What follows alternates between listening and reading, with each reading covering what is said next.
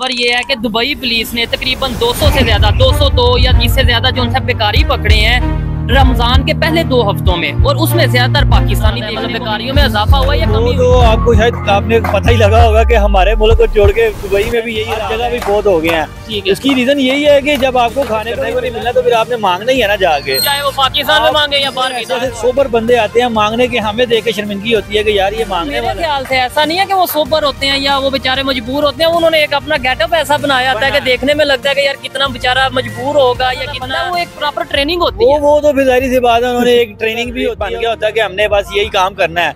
लेकिन last time की जो पिछले साल रमजान थे उसकी निस्बत एक दफा ये मांगने वाले भी काफी ज्यादा हैं, और जो पिछले साल हम इन दिनों में काम करते थे कि हमें 4 बज जाते थे तो वो काम नहीं इस दफा नजर आ रहा है। कि जब ये खबर आती है कभी दुबई से, पिछले साल सऊदी अरेबिया से आई थी कि भाई सऊदी अरेबिया में सबसे ज्यादा जो भीख मांगने वाले हैं वो पाकिस्तानी है, और अब दुबई से खबर आ रही है 200 से ज्यादा उन्होंने पकड़े हैं बेकारी, जिसमें से ज्यादातर पाकिस्तानी है।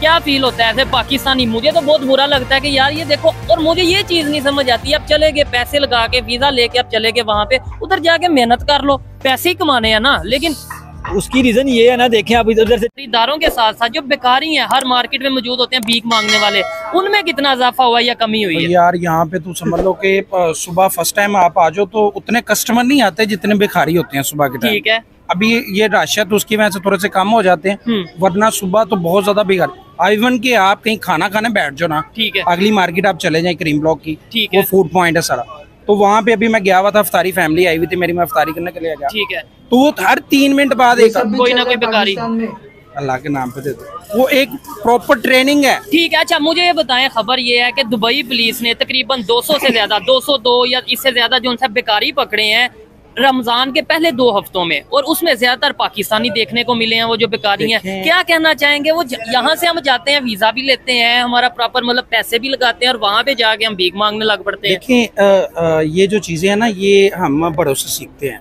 जहाँ तक भीख मांगना भी बड़ों से सीखते हैं। हमारे बड़े जो है वो कहते नहीं, बेगर नॉट बी चूजर, ये शहबाज शरीफ साहब ने कहा था। हाँ जी, वो तो देखे ना बड़े हैं तो फिर वो कहते हैं कि प्रोफेशनल तरीका है, वो जब भी जाते हैं कहीं, मैं मांगने नहीं आया पर मजबूरी है। ठीक है, तो इसी तरह उन्होंने भी यही चीजें, वो कहते हैं जी बड़े बड़े हमारे सियासतदान मांग रहे हैं तो हम क्यों ना मांगे। ठीक हो तो गया। वो उन्होंने भी प्रोफेशन बना लिया हुआ, देखेंगे वो बंदा यहाँ से वीजा लगवा रहा है, ठीक है, पैसे लगा रहा है, उसको पता है कि मैंने वहाँ पे जाकर दुगने निकालने, वहाँ पे मुझे वो मिलने हैं, रियाल मिलने हैं। तो साथ वो ये नहीं सोचता कि यार जब पकड़ा जाऊंगा इमेज कितना खराब होगा, मेरा तो चलो होगा, मुझे कौन जानता है साथ पाकिस्तान का, मेरे कंट्री। यहाँ पे बड़े को नहीं जरूरत, हमारे जो चौकीदार हैं उनको नहीं है।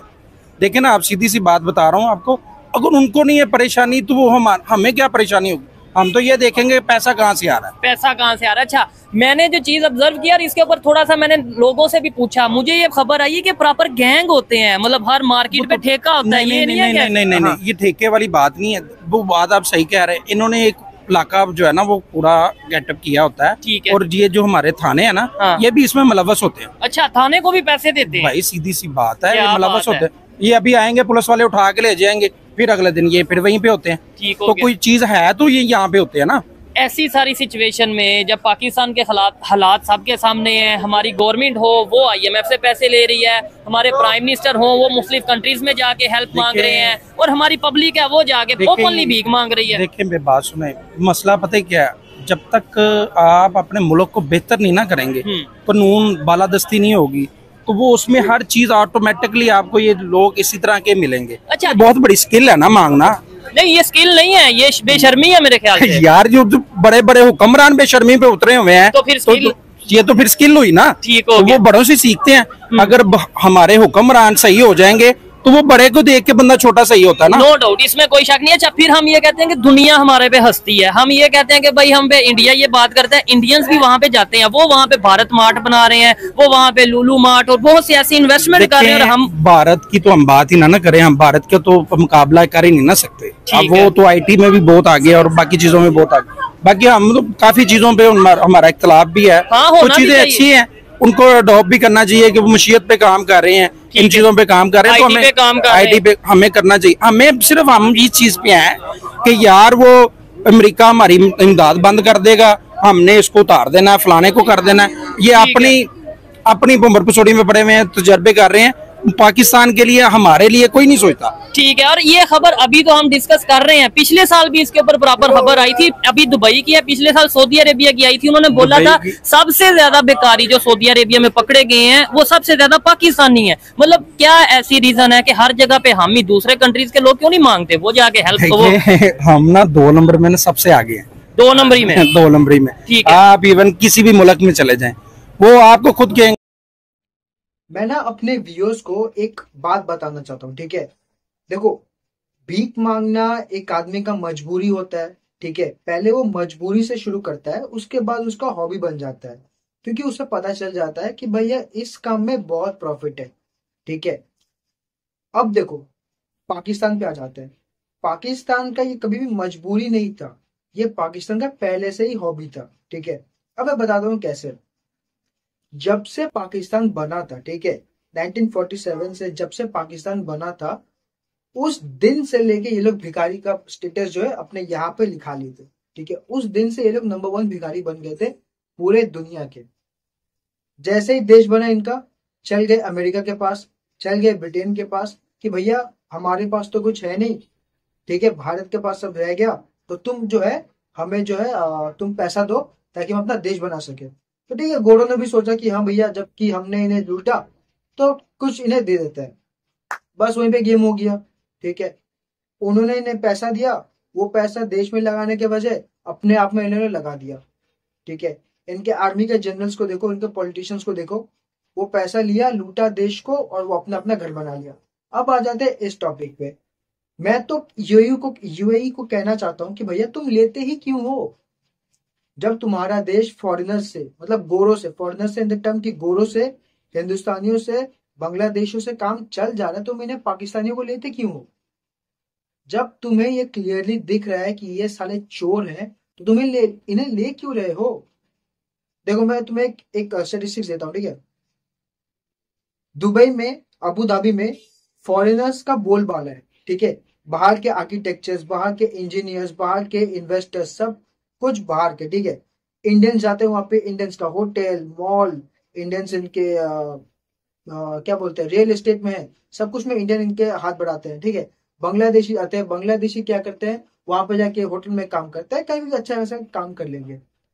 लेकिन उसी जगह पे ये पाकिस्तानी जाएंगे, क्या करेंगे, जाएंगे उधर, यहाँ से लोन वोन लेके, ठीक है, वहां पे पहुंच जाएंगे, बस वहीं पे पहुंच के वहीं पे बस जाएंगे, वहां पे भीख मांगेंगे।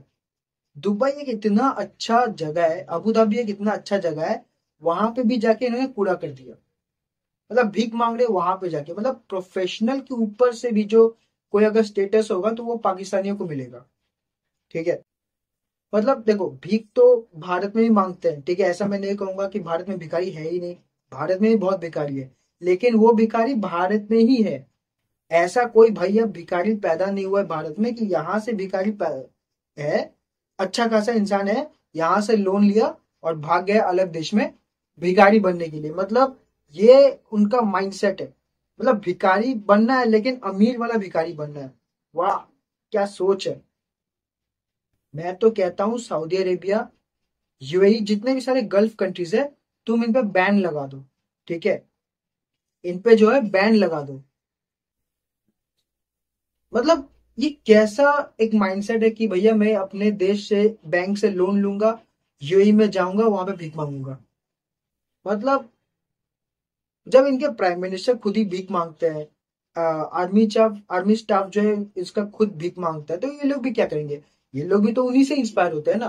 मतलब कहते हैं कि हम जो बच्चे हैं वो बड़ों से इंस्पायर होते हैं। सही बात है, ये पाकिस्तानी अपने पॉलिटिशियंस और आर्मी स्टाफ से इंस्पायर्ड है।